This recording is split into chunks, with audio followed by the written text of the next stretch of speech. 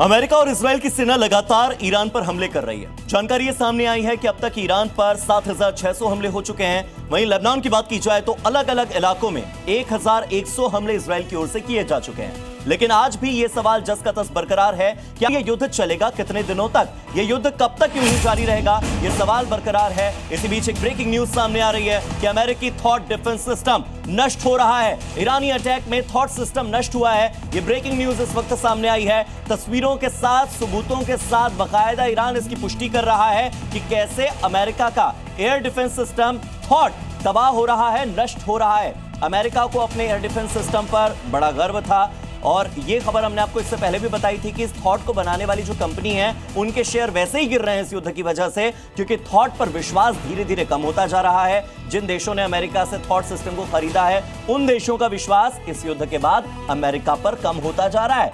जरा इन तस्वीरों को देखिए, कैसे अमेरिका का थॉट पूरी तरह से नष्ट हुआ। और एक और बड़ी अपडेट आपकी टीवी स्क्रीन पर, सऊदी अरब और बहरीन में नए हमलों की जानकारी सामने आई है। सऊदी अरब और बहरीन में धमाकों की आवाज सुनाई दी है। ये तस्वीरें देखिए, यूएस बेस पर सुसाइड ड्रोन अटैक हुए हैं। यानी कि ये वो ड्रोन्स होते हैं जो सीधे जाते हैं, टकराते हैं और ब्लास्ट हो जाते हैं, जिसके बाद वहां पर तहलका मचता है। धमाके की आवाज सुनाई दी है। इमारत पर जैसे ही टकराए उसके बाद आप देखिए पूरी इमारत भरभरा कर नीचे गिर गई है। आग की ऊंची ऊंची लपटें उठ रही हैं।